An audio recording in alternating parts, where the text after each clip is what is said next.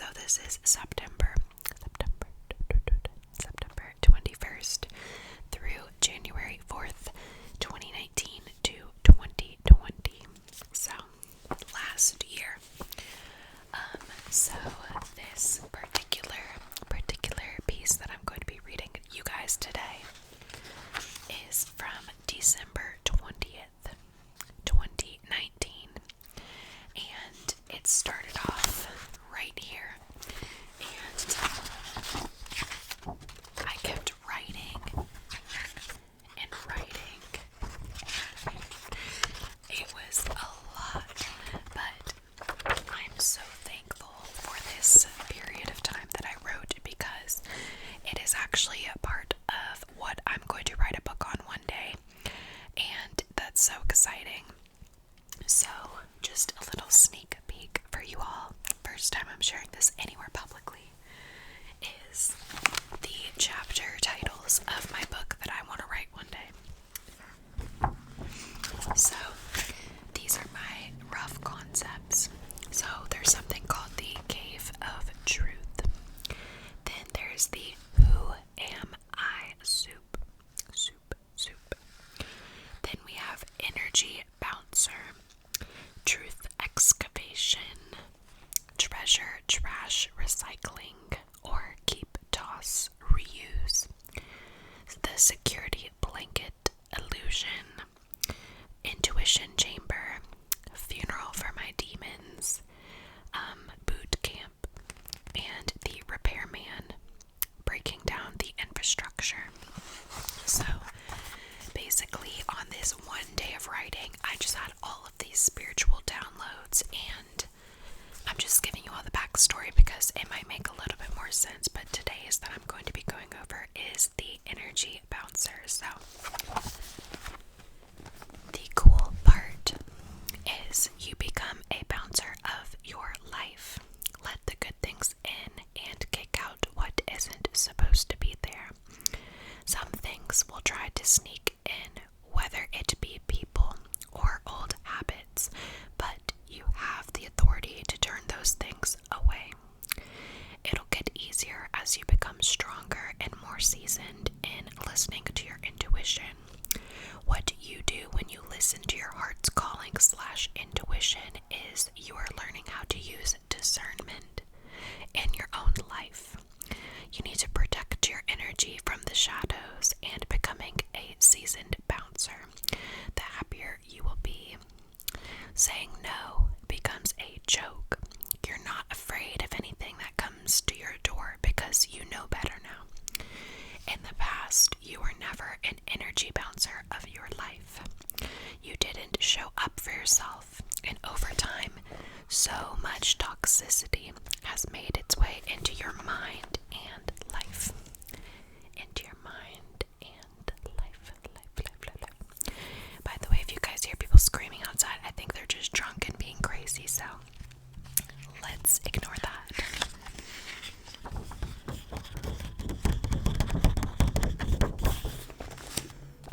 Okay. If it's a train wreck and you have to scrub the bitch top to bottom to get the job done, grab your gloves and cleaning supplies and get to it.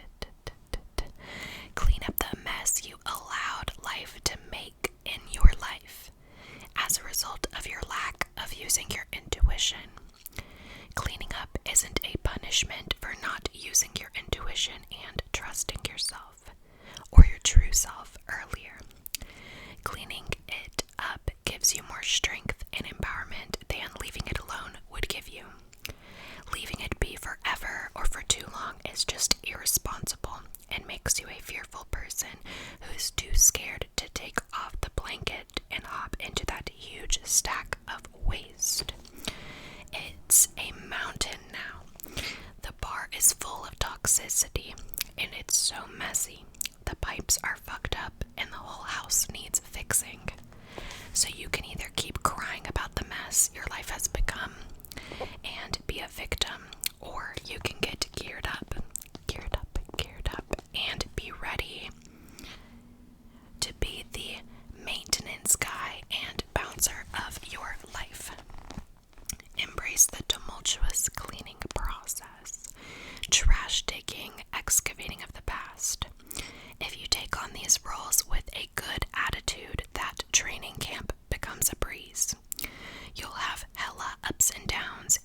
love your job one day and hate it the very next day. But the process of clearing the junk is necessary to start your life over and emerge as your fresh, renewed self. You can be reborn, but you have to go through it. The past, all the pains, all the moments you ever felt wronged, to come out on the other end. Life becomes so fun, fulfilling, and enjoyable and rewarding, knowing you made it through all the repairs, big or small. The bigger the challenges you face, the bigger the mess you have to clean and clear. But the more rewarding it will be. It makes the good feel so well earned and worth the battles. Worth the battles. And hell, you had to encounter and go through to get to your amazing, enlightened, free self and live as him or her every day. Living happy is so worth every moment, even the most difficult and trying moments that made me want to throw the towel in and give up on myself. You are so strong and can face your past with confidence. No need to fear. The fact that you chose to open the door in the first place and made efforts to keep trudging through is huge, and you are fully protected the entire time, whether it feels that way or not. You are safe. You are only in danger if you step off course and allow the darkness to take over once again. Laugh at it and don't let it have that kind of power over you. Don't give it the satisfaction of trying to pull you back. Fight for yourself extra hard in these moments and don't give up. Holding on to the light and continuing to push through will be rewarded. It will be worth it. Your work will always be paid back tenfold. Just have to be patient and justice will come. Don't make this harder on yourself than it needs to be. Grab the flashlight and head into the dark cave of truth. It's scary, but imagine how good it's going to feel when you survive it and make it out on the other side. The other side is heaven on earth. The cave will change your life forever.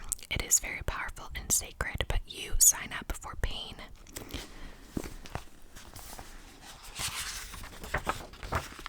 Fear, insecurity, doubt. You'll be forced to face your demons.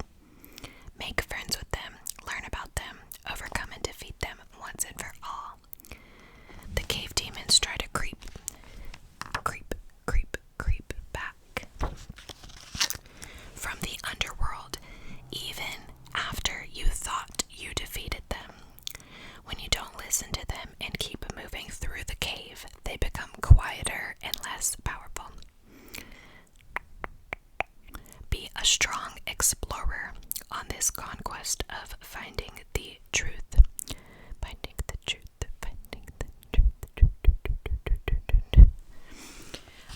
I'm gonna see if I'm gonna keep going. By the way, if you see this and you recognize it, you've seen these before. Dove chocolate, and it says inhale the future, exhale the past. So I would just save little things like that in this journal.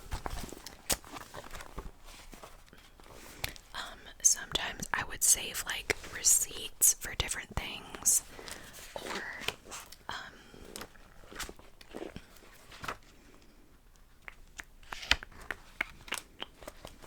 I'm trying to find this one. Here we go. One time I was walking to class and this sticky note fell on the ground. Or I found it on the ground, like I was walking by and like it must have dropped on the ground, right? But it says, "You are fearfully and wonderfully made," and it is Psalm 139:14. And like, even though I wasn't that much of like a God or Bible related type of person, I still really appreciated this and like this person's act of kindness.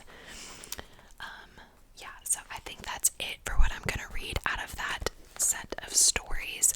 If you guys enjoyed that, please like this video and please let me know in the comments if you would like to see more of me reading those little mini stories, because one day it's going to be in a book and you guys are the first to see it, and I think that's pretty special. Yeah, so I used like all different colors in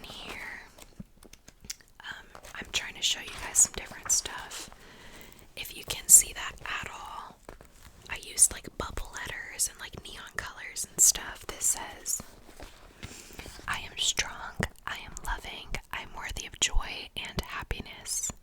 And then I did a heart.